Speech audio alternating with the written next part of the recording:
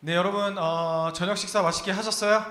네, 여러모로 또 오늘 하루 종일 일정 끝나고 또 회사 끝나고 여기저기서 또 함께 오신 함께 발걸음을 하신 여러분 모두를 너무나 또 감사하고 축복합니다. 우리 이 시간에 앞뒤 좌우로 한번 인사할 때 어저께 잘 왔어라고 인사했죠. 이번에는 너무 잘 왔어로 해봅시다. 시작.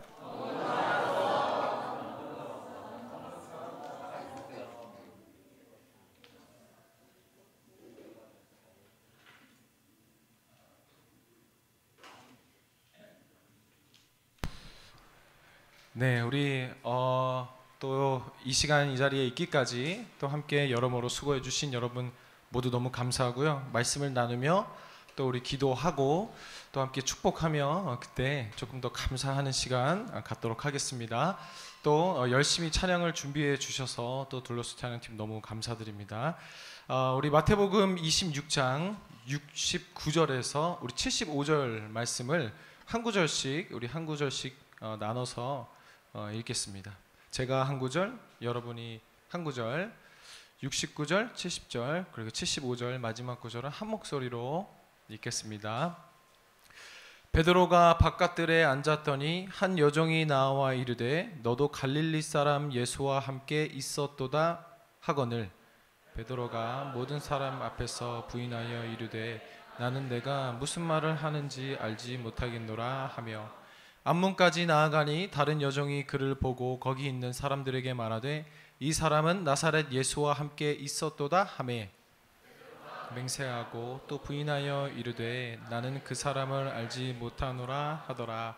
조금 후에 곁에 섰던 사람들이 나와 베드로에게 이르되 너는 진실로 그 도당이라 내 말소리가 너를 표명한다 하거늘 그가 저주하며 맹세하여 이르되 나는 그 사람을 알지 못하노라 하니 곧 닭이 울더라. 같이 읽겠습니다. 이에 베드로가 예수의 말씀에 닭 울기 전에 내가 3번 나를 부인하리라 하심이 생각나서 밖에 나가서 심히 통곡하니라. 아멘. 오늘 이 밤에 우리가 함께 나눌 말씀은 베드로의 이야기입니다. 4명의 인물 중에 우리가 가장 잘 알고 또 친숙한 인물이 오늘 그 주인공 베드로일 거라고 생각을 하는데요. 주님이 잡히시기 전날 밤 제자들을 불러놓고 말씀하십니다. 뭐라고 하십니까? 오늘 밤에 너희가 다 나를 버릴 것이다 라고 하자 그 중에 아주 용감하게 한 사람이 뭐라고 했습니까? 모두 주를 버릴지라도 나는 주님을 떠나지 않겠습니다 라고 말한 사람이 누구예요? 베드로입니다. 그런데 어떻게 됩니까? 그 베드로가 오늘 실패합니다. 사복음서 모두 이 베드로가 예수님을 배신한 이 모든 이야기가 기록되었고 심지어 이 실패는 예견되었던 실패이죠. 베드로가 예수님을 부인하는 이 이야기는 가룟 유다가 예수님을 배신한 것과 맞먹을 정도로 참 비극적인 이야기입니다. 오늘 이 베드로가 예수님을 배신하고 그 실패했다는 것은 분명한 사실이지만 그 누구도 쉽게 오늘 베드로를 욕하지 못할 것입니다. 왜요? 오늘 베드로가 바로 우리이기 때문이죠. 우리가 모두 실패합니다. 진정한 하나님의 회복을 경험하기 위해서 우리가 이것이 되어야 됩니다. 우리는 언제나 하나님 앞에 실패하는 존재다라는 것입니다. 회복하시는 하나님, 오늘 우리가 마지막 함께 나눌 이 말씀의 주제는 바로 이 실패 그리고 이 죄책감으로 인한 하나님의 회복과 치유인데요. 베드로는 삶에서 실패했습니다. 구체적으로 어떤 실패였어요? 믿음으로 살기를 그리고 신앙으로 살기를 철저히 실패했습니다. 그리고 그는 예수님이 가장 아끼시던 제자 중에 한 사람이었죠. 그도 예수님을 섬기기를 실패했다라는 것은 오늘 우리에게 절대 작은 교훈이 아닌데요. 좀 더 말씀을 상세히 살펴보면요, 오늘 이 마태복음을 기록한 기자가 누굽니까? 마태입니다. 오늘 물놀이 하고 와서 눈빛은 다 살아있는데 정신은 다른 데가 있는 것 같아요. 우리 한번 어깨를 한번 돌려볼까요? 어깨 돌리고 목도 돌리고 좀 쉬셨어요, 여러분? 네, 우리 또 다시는 돌아오지 않을 이 마지막 밤이니까요. 한번 열심히 한번 해봅시다. 아시겠죠? 네. 본문을 기록한 사람 누구라고요? 마태입니다. 여러분, 마태인데요. 이 마태가 기록한 이 마태복음 우리가 읽은 이 장면을요, 한번 좀 깊이 있게 상상해 보세요. 마태가요, 좀 잔인한 것 같아요. 왜냐면요, 오늘 본문 말씀에 한쪽에는 누가 서 있어요? 예수님이 서 있습니다. 예수님은요, 그 당대의 권력자들 앞에 서서 당당히 그 십자가를 지시고, 물론 지치셨지만 당당히 그 자신의 이 사명을 받아들이며 당대의 최고의 권력자들 앞에서 하나님께서 약속하신 바 그 사명을 감당하십니다. 그런데 동시에 우리가 영화를 생각해 보면 동시에 카메라를 싹 옆으로 조금만 돌리니까 누가 있는 거예요? 베드로가 서 있는데, 이 베드로는 오히려 이 마태는 예수님과 엄청난 대조를 하고 있어요. 왜요? 지금 베드로는 다른 한쪽에 마태가 베드로를 세우고 동시에 그 옆에 누구를 세웁니까? 또 한 여인을 세웁니다. 예수님은 그 당대의 권력과 자신의 죽음을 하나님의 말씀에 순종함으로 받아들이고 있는데, 마태는 지금 그냥 한 여인이 자신을 알아보는 그 상황 속에서 자신이 목숨을 잃을까 예수님을 배신하는 장면을 이 마태가 동시에 대조로 기록하고 있는 거예요.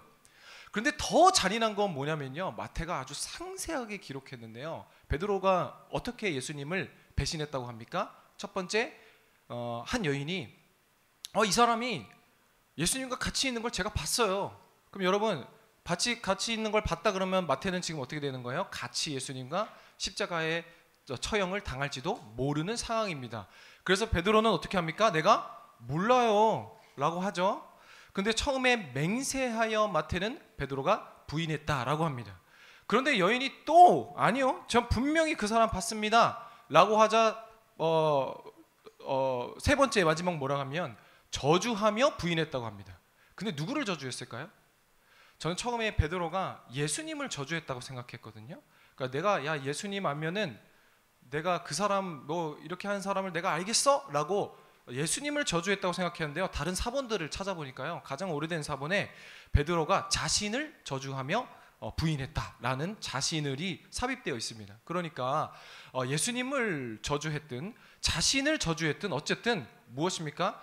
내가 그 사람 알면은 내 손에 우리가 자주 하는 말 있죠, 장을 지지겠습니다 보다 더한 저주까지 하면서 예수님을 부인했다는 거죠. 참 처참한 이야기입니다. 그런데 이 처참한 장면을요, 그냥 여러분, 우리가 예수님을 배신했을 때 예수님이 다른 데 계셨다는 것이 아니라 누가는 이 장면을 어떻게 기록하고 있냐면요, 누가복음 22장 61절을 화면 보고 같이 읽어볼까요? 시작.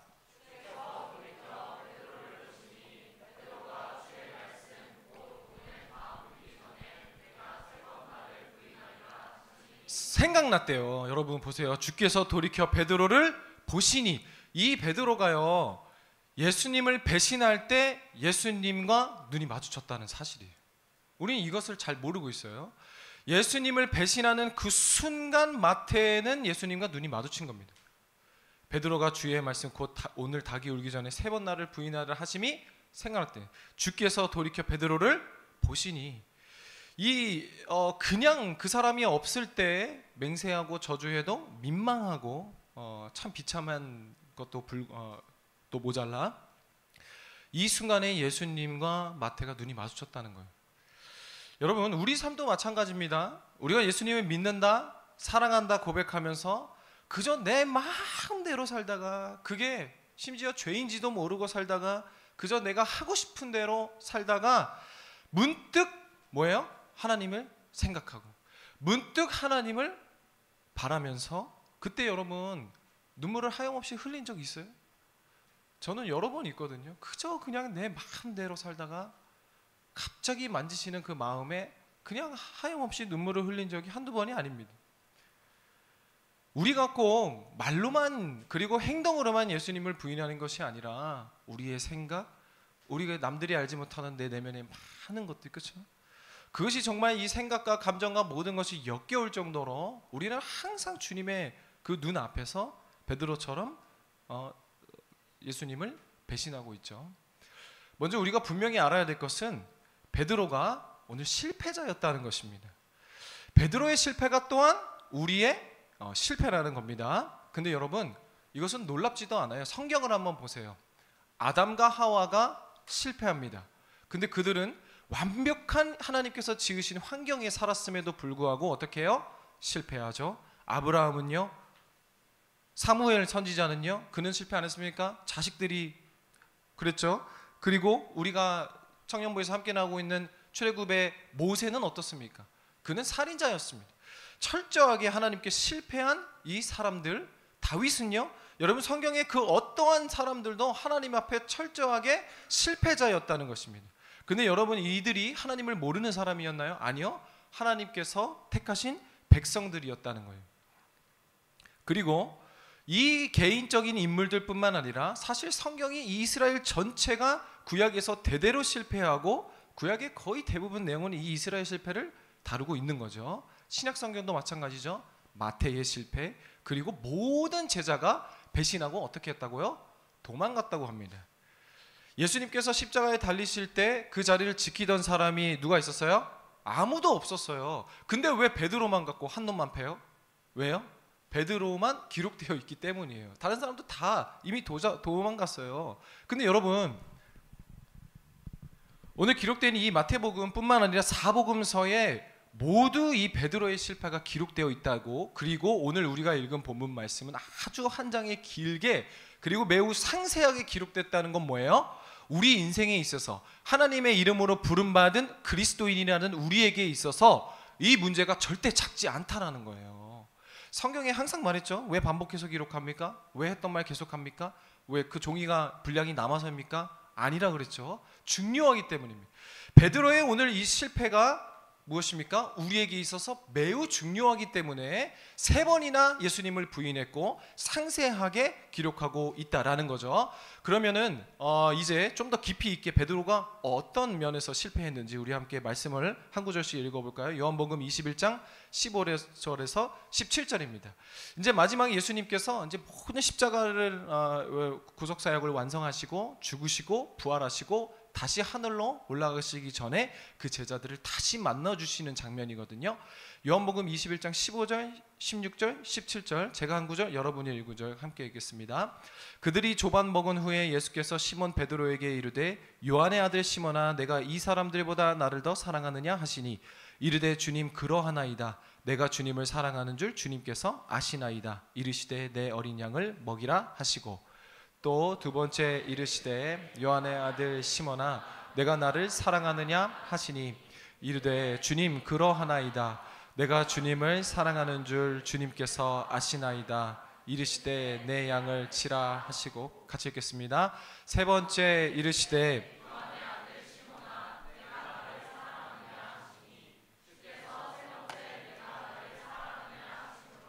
베드로가 근심하여 이르되 주님 모든 것을 아시오매 내가 주님을 사랑하는 줄을 주님께서 아시나이다. 예수께서 이르시되 내 양을 먹이라. 아멘. 아이가 잘못을 했을 때 부모님과 선생님이 그 아이가 잘못했는지 뭘 잘못했는지 정확하게 찍어주죠. 근데 오늘 이 마지막 예수님이 베드로와 말씀하시고 하늘로 가시기 전에 베드로를 만나주신 이 구절이요, 그냥 하나님 예수님께서 베드로의 사랑을 확인하시는 장면이 아닙니다. 무엇을 너가 잘못했는지, 너가 무엇에 실패했는지 우리가 이 말씀을 통해서 힌트를 얻을 수 있는데요. 15절, 16절, 17절 예수님께서 베드로에게 뭐라고 부르십니까? 요한의 아들 시몬아. 그런데 예수님이 베드로와 함께 계시면서 단 한 번도 베드로를 요한의 아들 시몬아라고 이렇게 말씀하시고 부르신 적이 이 장면 외에 한 번도 없습니다. 그러면 왜 이 시간에 요한의 아들 시몬아라고 15절, 16절, 17절 다른 구절도 역시 반복되지만 왜 주님께서는 베드로를 요한의 아들 시몬아라고 얘기했을까요? 시몬은 뭐예요? 시몬스 침대예요? 그거 아세요, 여러분? 그 티몬이 그 파업이 아니라 뭐죠? 부도 났잖아요. 근데 시몬스 침대에서는 그대로 다 고객들한테 보내준 거 알아요? 자신들이 티몬에서 돈 받겠다고? 그렇습니다. 시몬아, 요한의 아들 시몬아 그러는데요, 여러분. 시몬은요, 베드로의 히브리식 이름입니다. 그러니까 이스라엘 유대식 이름입니다. 그러면은 베드로는 뭐예요? 시몬의 유대식 이름의 헬라어식 이름이 베드로입니다. 근데 여러분, 요한의 아들 시몬아 할 때는 그러면 예수님께서 뭘 부른 거야? 베드로의 아버지가 요한이겠죠? 그 요한의 아들 시몬아라고 부르신 건 뭐냐면 혈육적인 측면을 강조하신 것입니다. 요한의 아들 시몬아, 너희의 출생과 태생을 다시 한번 찝어주시는 거예요. 그리고 시몬아, 요한의 아들 베드로야, 페트로스라고 얘기하지 않으시고 요한의 아들 시몬아라고 얘기하셨어요. 그럼 뭐예요? 베드로는 철저하게 유대 민족의 출생이었어요. 그의 모든 말, 그의 모든 행동, 사상, 생각, 행동이 다 유대적이었단 말이에요. 그래서 사도행전 10장을 보면 고넬료 백부장에게 하나님께서 음성을 주셔서 가서 이제 복음을 전해라 하는데 베드로가 어떻게 합니까? 자신이 철저히 이 유대 사상을 갖고 있었기 때문에 하나님 어떻게 이방인이, 그 더러운 이방인이 바로 튀어나오잖아요. 이처럼 예수님께서는 오늘 그 측면에 대해서 혈육적인 측면을 강조하는 거예요. 베드로야 잘 들어라. 요한의 아들 시몬아, 딱 부르는 순간 베드로는 무엇을 느꼈을까요? 아, 예수님이 이전과는 다르구나 라는 걸 딱 느끼고 혈육적인 측면을 강조했다는 건 무슨 말이냐면요, 너의 아버지는 요한이며 그리고 너는 날 때부터 유대인으로서 너의 조상들은 유대인이지만 그런 믿음을 너가 갖고 있다 할지라도 네가 믿음으로 산다고 하고 너는 출생부터 그저 이 말씀 가운데 산다고 했지만 너는 믿음으로 살기에 실패한 자다 라고 이야기하는 거예요. 오늘 우리에게 대입을 하면 뭐냐면요, 여러분 모태신앙이에요? 모태신앙이신 분 많죠? 그 여러분 신앙의 연수가 얼마나 됐어요?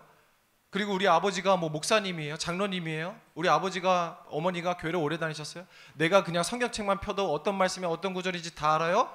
그런 혈육적인 측면이 중요한 것이 아니라 오늘 예수님께서 베드로에게 찝어주신 건 뭐예요? 너는 그렇게 살기를 철저히 배우고 습득하고 그리고 너의 모든 생각과 말과 가치관과 이 모든 것이 하나님 안에 있다고 성장했음에도 불구하고 너는 실패자야.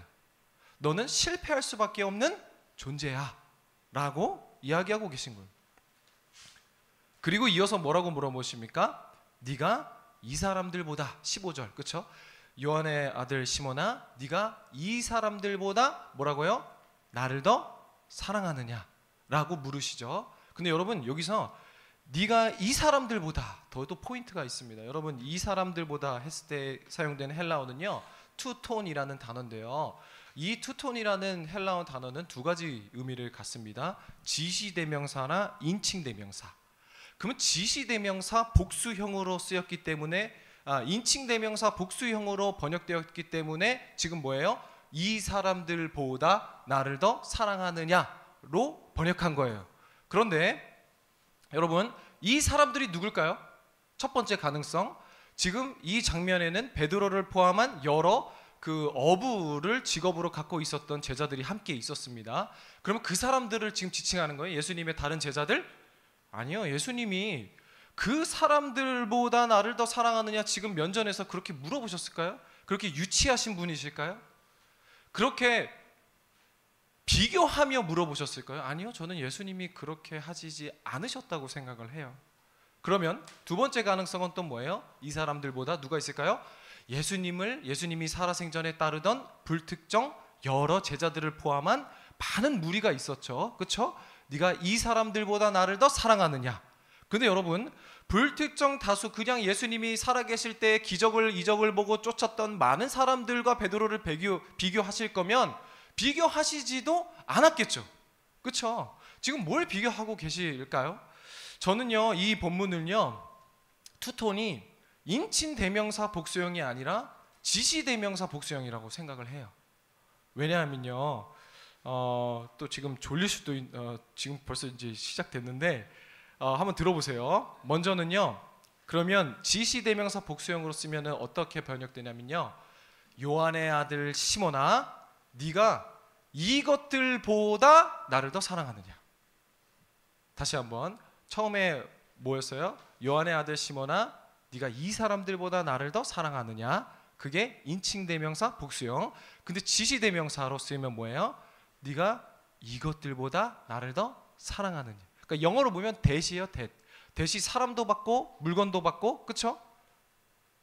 지금 또 뭔 소리 하는 거야 쳐다보는데. 그리고 한 가지 더 근거는 뭐냐면요, 영어 성경 전체를 봐도 Do you love me more than those가 아니라 these로 번역됐습니다. 그러니까 무슨 말이냐면요, 그것이 사람들이었다면 수거로 more than those people이 돼야 됩니다.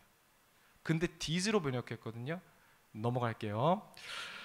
그래서 결국 뭐냐면요, 이것들보다 나를 더 사랑하느냐. 결국 예수님께서요, 그리고 앞에 뭐라고 했어요? 혈육적인 측면, 네가 모태신앙이든 나를 사랑한다고 그 진심으로 쫓았든, 그리고 너가 어떤 성경의 이야기와 토라와 십계명과 신명기와 민수기와 너의 아버지에게 어떤 너의 조상들을 아브라함으로 모시든 어쨌든 저쨌든 너는 나 없이 실패할 수밖에 없는 사람이야. 그리고 무엇입니까? 그런데 요한의 아들 시몬아, 네가 이것들보다 나를 더 사랑하느냐? 한 번 더 잽을 날리셨으면 이제 완전히 카운터를 치신 거예요. 근데 왜 복수형입니까? 이것들보다 뭐예요? 내 안에 나를 이야기하는 거예요. 내 안에 이것들 뭡니까? 예수님을 따르기보다 내 안에 더 흥황하는 이 명예, 물질, 질투, 시기, 다툼, 자존심, 음란, 탐욕, 정욕, 그리고 나밖에 모르는 여러 이기심 등등등등등등들. 그것을 예수님이 뭐라고 하시는 거예요? 너는 그것들에 의해 실패할 수밖에 없는 사람이야. 그런데 이제 나를 더 사랑할 수 있겠니? 라고 베드로에게 이야기하고 계신 것이죠. 여러분, 주님께서 말씀한 바와 같이 오늘 예수님께서 이 베드로에게 찌르고 계신 건 뭐냐면요, 우리 안에 그 어떤 것도 스스로 선하는 것을 만들어낼 수 없는 우리 존재들, 그렇죠?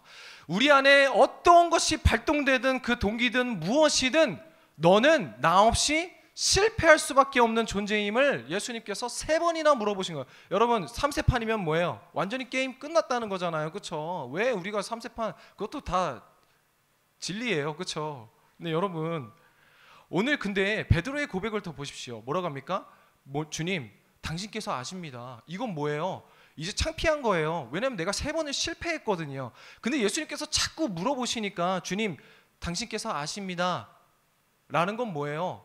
그때 모두가 떠나도 제가 주님을 지키겠습니다 라고 했던 것은 제 진심이었습니다 라고 얘기하는 거예요. 여러분, 근데 베드로가 그 시간에 정말 거짓말이었을까요? 아니면 정말 진심이었을까요? 저는 베드로가 100% 그 순간만큼은 내가 주님을 목숨 걸고 지키겠습니다 라는 것이 진심이었다고 생각합니다. 그건 거짓말이 아닙니다. 그런데 우리가 이 베드로를 통해 분명하게 알아야 될 사실은 뭐냐면요, 잘 들으세요.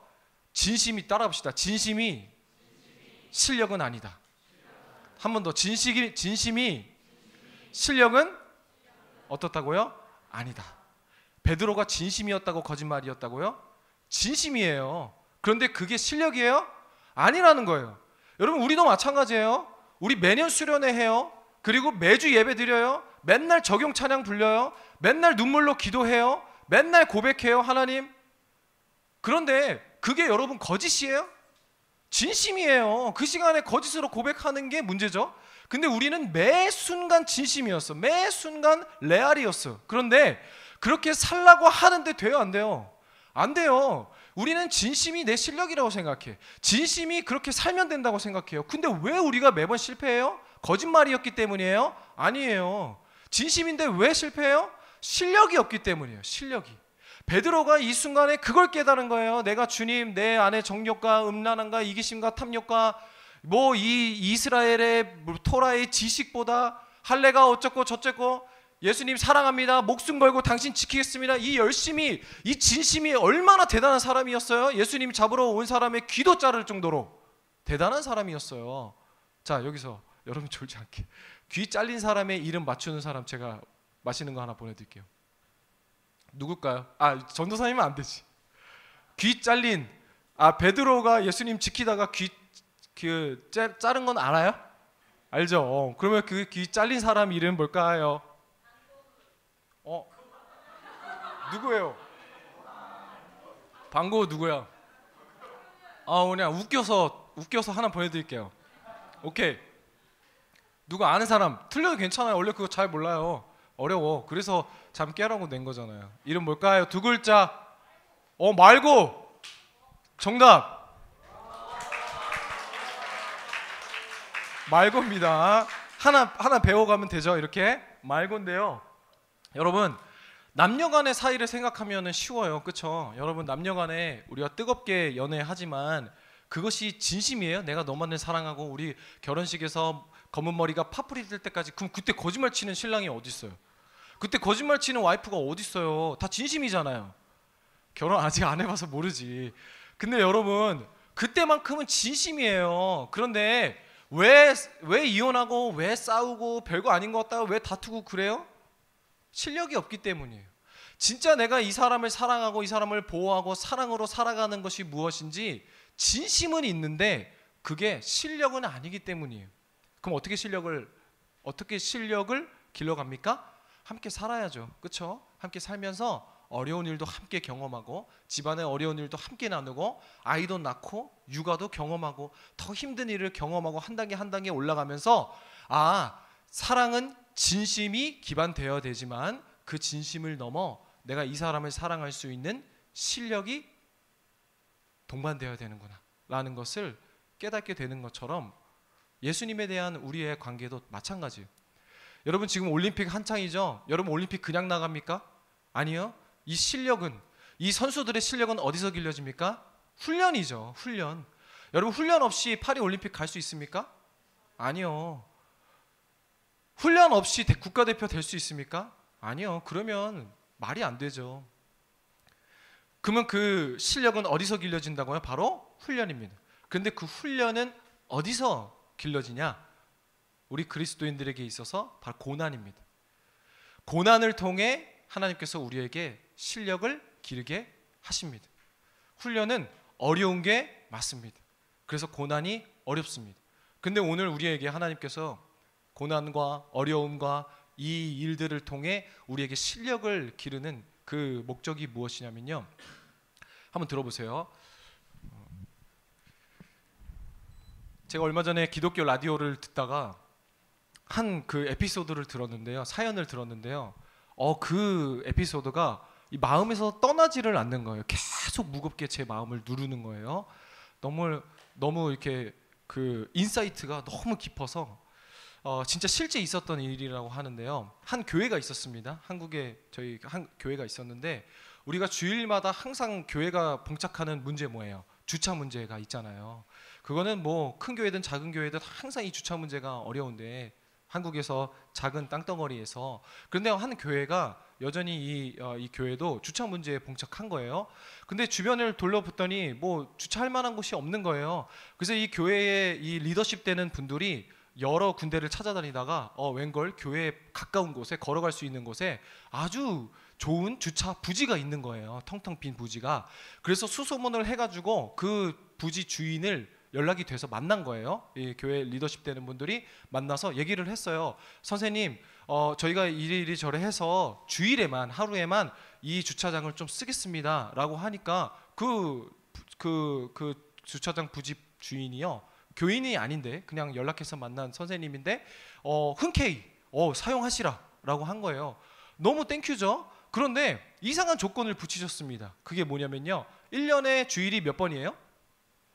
52주입니다. 52번이 주일이에요. 그런데 이 이상한 조건이 뭐였냐면요, 52번 중에 51번만 쓰라는 거예요. 한 주는 비워두래요. 그게 언젠지는 상관없대요. 근데 언제든 정한 날 쓰지 말라는 거예요. 51번만 52주 중에 51번만 쓰라는 거예요. 여기까지 이해되셨죠? 그런데 뭐 그걸 따질 겨를이 있습니까? 쓰라는데 좋죠. 그리고 한 번이잖아요. 그래서 바로 교회로 돌아가서 모든 성도님들에게 알리고 그 주차장을 마음껏 사용하기 시작한 거예요. 그런데 문제는 뭐예요? 차라리 안 쓰면 안 썼지 52주 중에 51번 쓰다가 한 번 안 쓰면 어떡해요? 엄청 불편하잖아요. 여러분 생각해 보세요. 그날 주차 어디다 할 건데요? 그럼 차 없는 날 그걸 걸어갈 거예요? 아니잖아요. 그럼 어떻게 생각해? 비교도 올 수도 있는 거고, 그쵸? 쓰다가 보니까 너무 불편한 거예요. 근데 불편한 걸 넘어서 생각해 보니까 근데 이 사장님이, 이 선생님이 왜 이렇게 이상한 조건을 걸었지?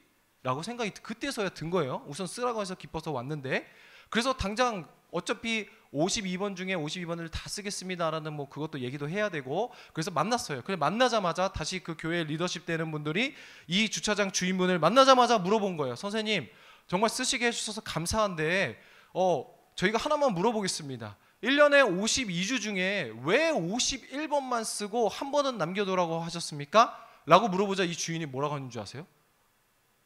맞추는 사람 절대 못 맞출걸요? 뭐라고 하는 줄 아세요? 이 주인이? 그래야 내가 주인인 줄 알죠. 그래야 내가 이 주차장의 주인인 줄 알죠. 이렇게 얘기했다는 거예요. 제가 그 이야기를 듣고 이 마음에 이 이야기가 떠나질 않는 거예요. 여러분, 우리 신앙에 대입해 볼까요? 우리 마음에 한 주가 있어요. 우리 마음에 풀리지 않는 그 한 문제가 있어요. 근데 그게 뭐예요? 하나님이 남겨두신 거라고. 왜요? 그래야 조능 네 인생의 주인이 난 줄 알지.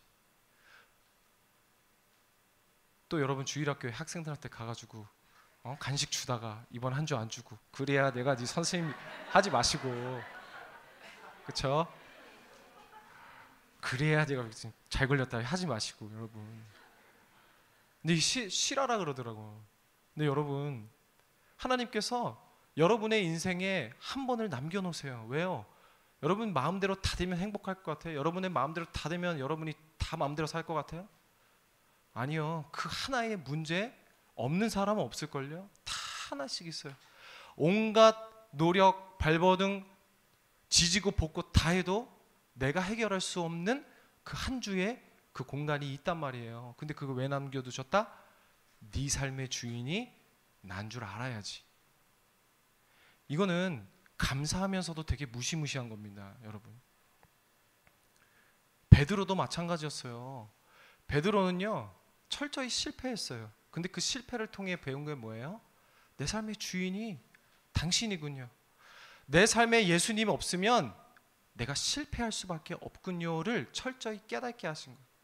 그리고 더욱 감사한 것은 그것을 통해 우리로 하여금 오늘 이 상세한 베드로의 실패를 통해서 우리에게 주시는 이 놀라운 교훈이라는 거예요. 그렇다면 여러분, 진심을 넘어 그렇게 사랑하도록 하나님께서 실력을 갖게 하시는데, 고난을 통해 하나님께서 주인이심을 고백하면 우리 삶에 고난이 많으면 좋은 겁니까? 또 그런 의미는 아닙니다. 고난을 통해 우리의 실력을 쌓인다는 것은 뭐냐면요, 이제는 나로서는 우리가 함께 나눈 것처럼 도저히 할 수 있는 게 없다라는 것을 깨닫게 하시는데 핵심이 있어요.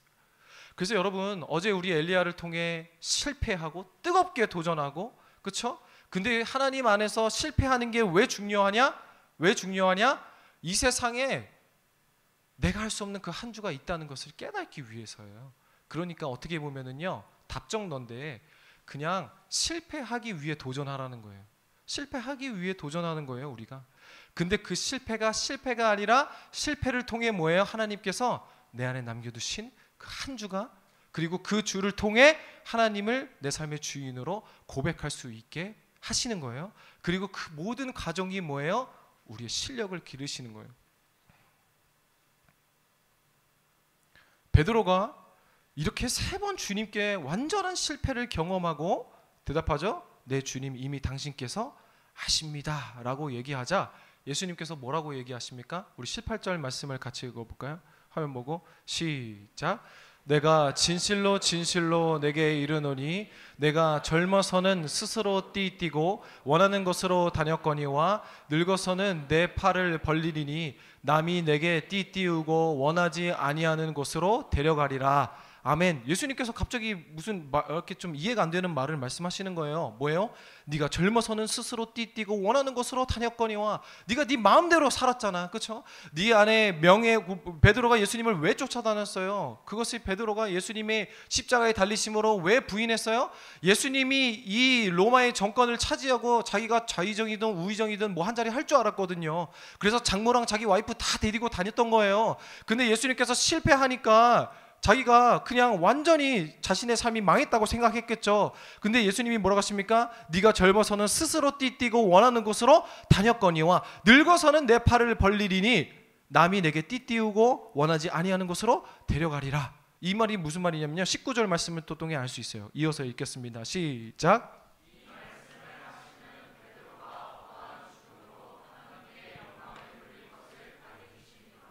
이 말씀을 하시고 베드로에게 이르시되 나를 따르라 하시니. 아멘. 이 말씀을 하신 이유까지 얘기하시죠. 젊었을 때는 네가 원하는 대로 정욕대로 마음대로 살았지만 오늘 우리에게 하시는 말씀입니다. 젊었을 때 너의 혈기대로 네가 하고 싶은 대로 나와 함께 있음에도 불구하고 그렇게 너의 삶을 나로 모시지 않고 살았지만 결국 이 말씀을 하시면 뭐라는 거예요? 베드로가 어떠한 죽음으로 하나님께 영광을 돌릴 것을 가리키심이라. 여러분, 베드로 사도가 어떻게 죽었어요? 주후 54년에 지휘한 그 유명한 황제 네로 황제 때에 순교합니다. 근데 여러분, 어떻게 순교하냐면요, 십자가 처형을 베드로가 당합니다. 그렇게 예수님의 죽음에 자기가 연루되기 싫어서 도망다녔던 이 베드로가 어떻게 변하는 거예요? 이제는 십자가 처형을 받아들일 뿐만 아니라 이미 아시는 분도 계시지만 성경에는 베드로의 죽음이 나오지 않았지만 다른 역사서를 찾아보면 베드로가 어떻게 내가 나의 스승, 나의 구주 되신 예수님과 똑같은 방법으로 죽을 수 있겠느냐 하면서 십자가에 자기를 거꾸로 매달아 달라고 합니다. 그러면 뭐예요? 고통이 뭐 2배, 3배, 10,000배, 1000배는 되겠죠. 저는 여기까지만인 줄 알았거든요. 근데 좀 더 상세하게 전하고 싶어서 좀 더 설교를 하면서 찾아보니까요, 그게 전부가 아니었더라고요. 네로 황제가 먼저 베드로 앞에서 베드로의 와이프를 거꾸로 매달아서 죽였습니다. 십자가에서. 그리고 그걸 다 보게 하고 정신 똑바로 그때까지는 베드로 건들지도 않고 다 보게 했다는 거예요. 다 보고 그 다음에 베드로도 거꾸로 매달려서 죽였다는 거예요. 그리고 여러분, 예수님의 제자 12명 중에 요한계시록을 기록한 사도 요한을 제외한 모든 사도가 다 순교당했습니다. 말할 것도 없이 베드로가 십자가에 거꾸로 달려 순교했을 뿐만 아니라 다른 사도들은요, 살에 모든 가죽이 벗기고 그 안에 불로 지지고 사자밥이 되고 짐승들의 밥이 되며 다 찢겨서 죽었습니다. 근데 여러분, 이게 정말 믿음이에요? 이렇게 믿음으로 산 자들의 최후가 이러면, 근데 여러분, 서두에서 얘기했다시피 이들이 어떤 사람이었어요? 예수님이 자기도 아닌데, 자기 죽음도 아닌데 예수님께서 돌아가시고 자기가 연루돼서 죽을까 봐 다 도망갔던 사람들이. 근데 어떻게 이 사람들이 하루아침에 자신의 죽음을 두려워하지 않게 예수님을 위해, 하나님 나라를 위해 목숨을 바치는 사람이 되었냐는 거예요. 그것에 우리의 이 회복의 포인트가 있다는 거예요. 진심은 다 통합니다. 진심은 다 압니다. 그런데 진심에 맞는 실력과 수준을 여러분이 기르기를 주님의 이름으로 축복합니다. 베드로가 어떻게 변했어요? 베드로가 어떻게 변할 수 있었던 이유 뭐예요? 바로 뻔한 대답이지만 이 하나님의 사랑입니다. 오늘 우리가 함께 읽은 이 본문의 3번의 질문을 통해 베드로는 무엇을 깨달았어요? 아, 하나님은 진짜구나. 이것들보다 나를 더 사랑하느냐. 내가 이것들 버리고 따라야 하는 하나님의 아들이시구나 라는 것을 깨닫게 된 거예요. 근데 여러분, 우리가 놓치지 말아야 될 것은요, 하나님의 사랑은 무엇을 알게 하는 거예요? 아까 계속 우리가 주제로 나왔던 것처럼 자기 부인입니다. 나로서는 할 수 없음을 깨닫는 것. 하나님의 사랑으로 예수님을 믿는 믿음으로 우리가 알게 하는 것도 믿게 하시는 분도 하나님이시요, 믿는 것을 결국 이루시는 분도 하나님이시고, 우리가 이것을 놓치면 계속 결단과 각오는 하지만 계속 실패만 경험하는 거예요. 하나님의 말씀으로 살겠습니다. 각오와 결단, 실천까지, 그리고 실력으로 옮길 수 있는 능력까지도 하나님께 의존해야, 그리고 그것을 배우는 그 모든 과정까지도 하나님께 있음을 고백해야 됩니다. 어려운 것이 아니죠. 여러분, 우리가 하나님의 사랑에 대해서 다시 정의하고 말씀을 마치려고 하는데요, 우리가 생각하는 사랑은 뭐냐면요, 여러분, 우리 중고등학생이 입시 시절일 때 참 어려워하잖아요. 그런데 만약에 나의 자녀가 중고등학생이라고 생각해봐요. 그러면 부모는 그 시험지 훔쳐오는 게 아이를 위한 겁니까?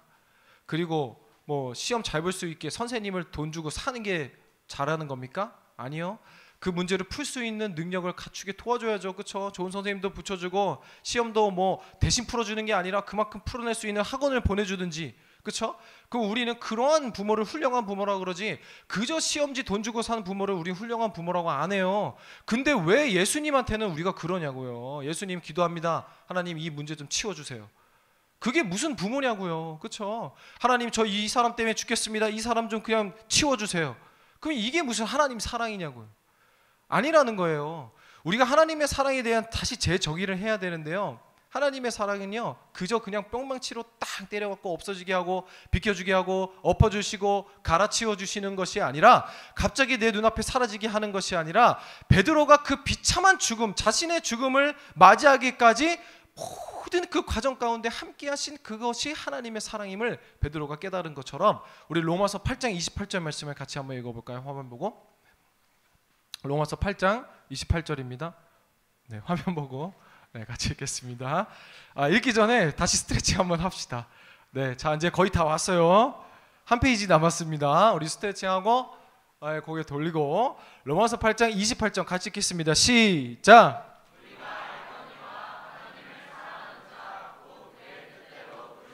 입은 자에게는 모든 것이 합력하여 선을 이루게 하시는 겁니다. 대표적인 인물 누구예요? 요셉입니다. 요셉이 형들 앞에서 뭐라고 합니까? 당신들은 나를 팔았지만 나를 이리로 보낸 자는 당신들이 아니라 하나님이십니다. 당신들이 나를 해하려 했지만 하나님이 그것을 선으로 바꾸셨습니다. 그건 뭐예요? 그냥 나를 괴롭히고 어렵게 하는 상황을 뿅 해서 바꾼 것이 아니라 뭐예요? 하나님이 합력하여 선을 이루게 하셨다는 거예요. 우리가 착각하는 것은요, 왜 요셉이 그러면 형들에게 팔려갔어요? 노예로 갔어요? 뭐 졌어요? 잊었어요? 억울하게 했어요? 그게 아니라 요셉의 고백을 보십시오. 창세기에 이 와중에도 하나님이 나와 함께 하셨습니다. 우리의 눈물, 억울함, 비천함, 고난, 고통, 기쁨, 은혜, 감사, 이 모든 것이 합력하여 하나님의 선을 이루게 인도하신다는 거예요. 우리가 이걸 놓치면 안 돼요. 그리고 그게 하나님의 사랑이에요. 하나님의 사랑은 기계적으로 우리의 강압적인 외부의 힘을 통해서 바꾸시고 만들어가는 것이 아니라, 모든 우리의 눈물과 우리의 모든 상황을 하나님께서 합력하여 선을 이루게 하시는 거예요. 가장 대표적인 그 예시가 뭐냐면요, 신약 성경에 나온 나사로의 죽음 사건입니다. 이 하나님의 사랑을 예수님께서 어떻게 보여주시냐면요, 요한복음 11장 33절에서 35절 말씀, 우리 한 구절씩 같이 읽겠습니다. 예수께서 그가 우는 것과 또 함께 온 유대인들이 우는 것을 보시고 심령에 비통히 여기시고 불쌍히 여기사 이르시되 그를 어디 두었느냐 이르되 주여 와서 보옵소서 하니, 함께 읽겠습니다. 예수께서 눈물을 흘리시더라. 아멘. 예수님이 나사로를 그럼 처음부터 죽이시지 말고, 그렇죠? 그럼 나중에 살리시잖아요. 그러면 죽게도 하지 않으시는 분이 하나님이시고 예수님이시고, 그런데 예수님이 죽은 나사로의 집에 오자마자 하신 게 뭐예요? 그들과 함께 눈물을 흘리신 거라는 거예요. 여러분, 우리가 이걸 놓치고 있잖아요. 그렇죠? 합력하여 선을 이루시는 거예요. 예수님이 함께 이 땅에 오셔서 우리의 구정물을 우리로 하여금 치우시게 하신 게 아니라 하나님이 그걸 만져주신 거라고요. 같이 만지시고 같이 동참하신 거라고요. 근데 여러분, 나사로가 이렇게 죽었을 때 그의 누이 마르다가 뭐라고 합니까? 요한복음 11장 21절이거든요. 같이 한번 읽겠습니다. 시작. 마르다가 예수께 여짜오되 주께서 여기 계셨더라면 내 오라버니가 죽지 아니하였겠나이다. 뭐예요? 이게 우리 신앙의 현 주소라는 거예요. 예수님이 여기 계셨더라면, 그렇죠? 우리가 계속 울부짖는 건 뭐예요? 예수님이 계시다면, 예수님이 여기 계셨더라면 어떻게 해요? 나사로는 죽지 않았을 거예요. 우리의 모든 그 고백이 그런 거예요. 예수님께서 계셨더라면. 근데 예수님의 사랑은 뭐라고요? 예수님의 사랑은 뭐예요? 함께 우시는 거예요.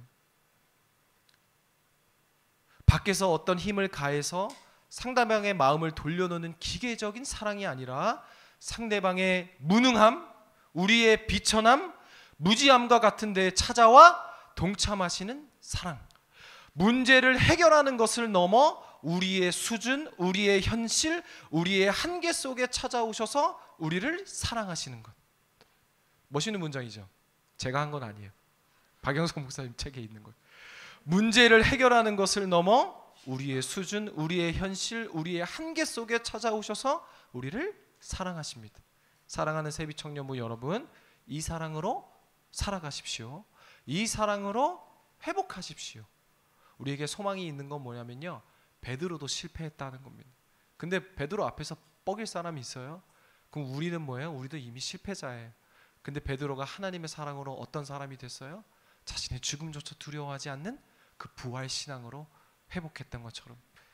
사랑하는 세비 청년부 여러분, 하나님 앞에 나와 더 많이 좌절하고 더 많이 실패하고 더 많이 눈물 흘리고 더 많이 우십시오. 그러면 그럴수록 철저히 비참해질 겁니다. 아, 내가 이것밖에 되지 않는 존재였구나. 근데 그럴 때 이 하나님의 사랑의 회복하심이 시작되는 겁니다. 합력하여 선을 이루게 하십니다.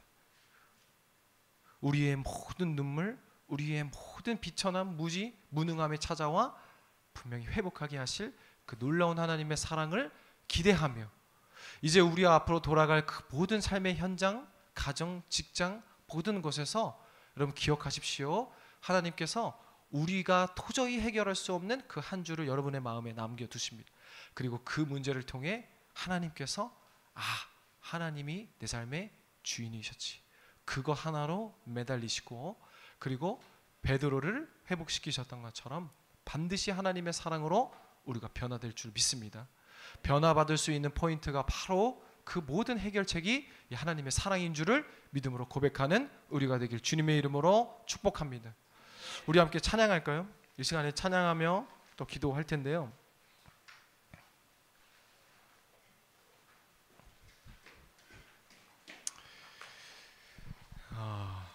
조금 순서를 바꿀게요. 우리 예수 닮기를 주의 나라가 임할 때 우리 함께 찬양하시며 기도하겠습니다.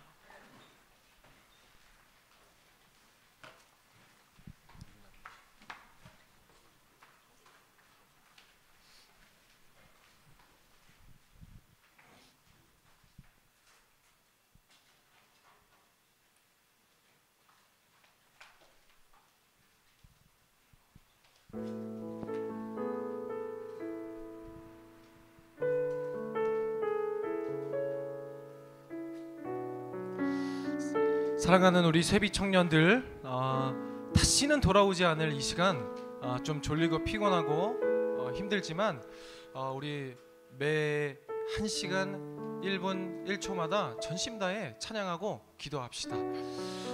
하나님께서 반드시 우리 삶을 회복해 하실 줄을 믿습니다. 여러분이 우리 찬양에 가서 한 구절 한 구절 묵상하시며 또 고백하시며 함께 예수 닮기를 찬양합니다.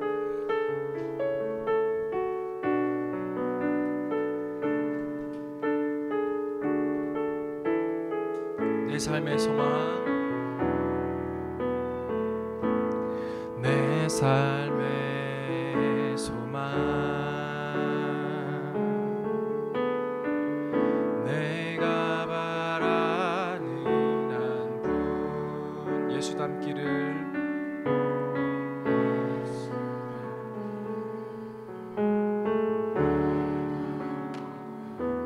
한없는 사랑, 한없는 사랑, 풍성한 긍휼, 예수 닮기를, 예수 닮기를 내가 원하네. 예수 닮기를,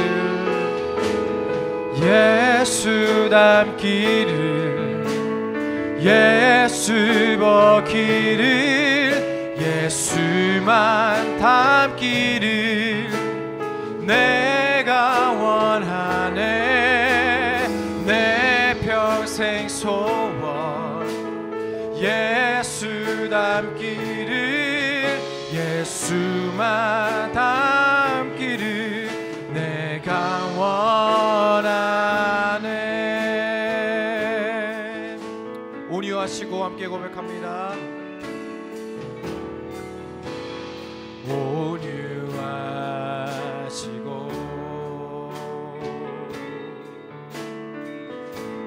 겸손하신 성부 예수 닮기를 예수 닮기를 내가 원하네. 자비하시고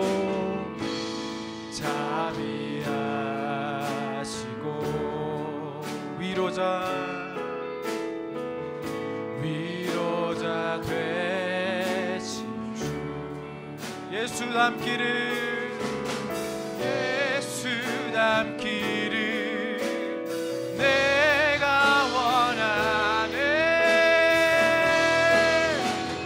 예수 닮기를 예수 보기를 예수만 닮히길 내가 원하네.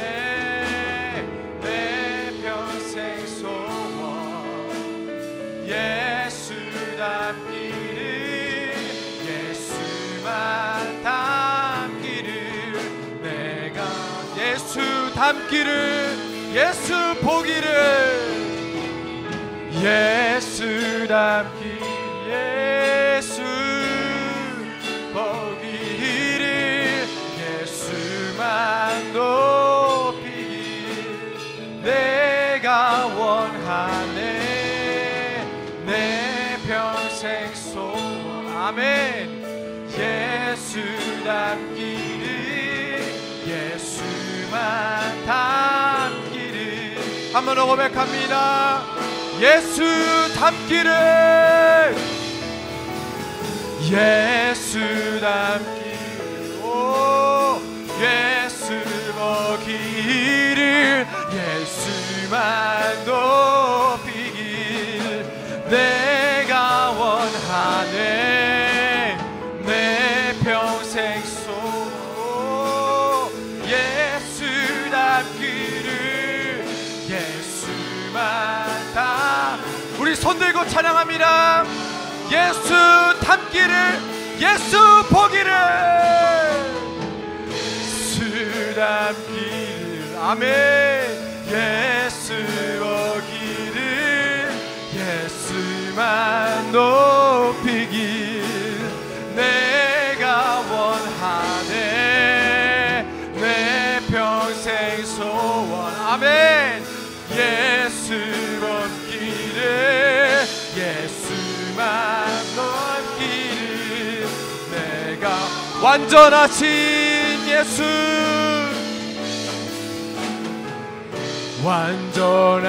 완전하신 예수 아멘. 새롭게 하시네. 연약한 내 영혼 아멘. 온전하게 돼 한 번 더 고백합니다. 완전하신 예수 완전하신 예수 새롭게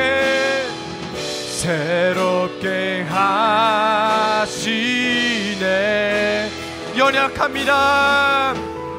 연약한 내 영혼 온전하게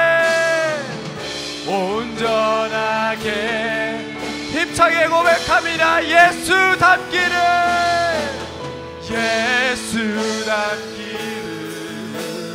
예수 보기를 예수만 높이길 내가 원하네.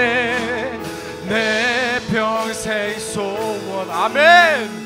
예수 닮기를 예수만 높이길 네. 하나님 나라 임하여 주시옵소서. 하나님 나라 임하소서. 영광과 존귀 아멘. 능력과 위엄 놀라운 사랑의 기적의 하나님 지금 이곳에 오소 하나님 나라 하나님 나라 임하소서 주여 영광과 존귀 능력과 위엄 아멘 놀라운 사랑에 기적의 하나님 지금 한 번 더 고백합니다. 하나님 나라 이 땅에 오시옵소서 하나님 임하소서 네 영광과 존귀 능력과 위엄 아멘 놀라운 사랑에 기적의 하나님 지금 우리 전심 다해 고백합니다.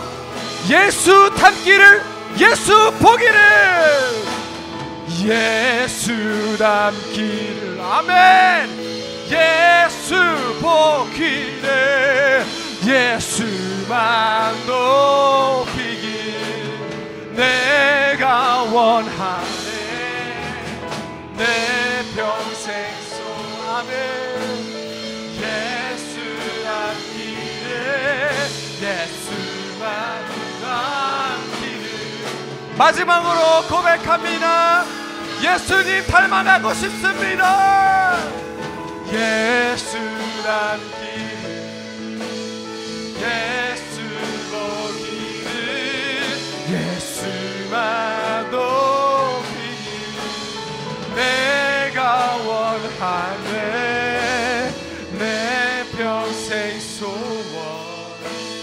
예수 닮기를 예수만 우리 이 시간에 받은 말씀 기억하며 주님 이름 크게 부르짖고 기도합니다.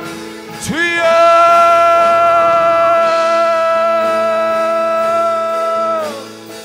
예수 보기를 예수만 높이길 내가 원하네 내 평생 소원 예수 닮기를 예수만 높이길 내가 주님 아버지 함께하여 주시옵소서.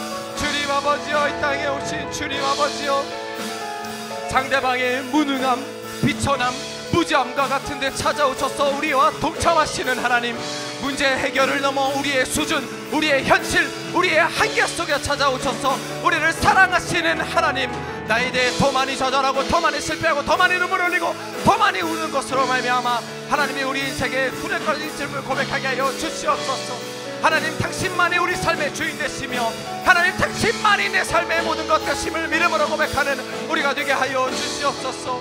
아버지 하나님여 돌보시는 하나님의 은혜 가운데 돌보시옵시고 인도하여 주시옵소서. 본문의 말씀처럼 실패자의 베드로를 떠올려 보시옵소서. 아담과 하와가 실패했습니다. 아브라함이 실패했습니다. 이삭이 실패했습니다. 야곱이 실패했습니다. 이스라엘을 출애굽시킨 그 위대한 모세도 실패했습니다. 아버지 하나님 우리는 실패합니다. 이제 그 사실을 인정하게 하여 주옵시고 하지만 하나님께서 회복하시는 그 사랑으로 다시 일으키시는 아이가 쫓겨난 수백만 떨어져도 부모의 얼굴에 미소가 떠나지 않는 하나님의 은혜를 경험하게 하여 주시옵소서. 아버지 하나님여 예수 닮기를 예수 보기를 내가 원합니다.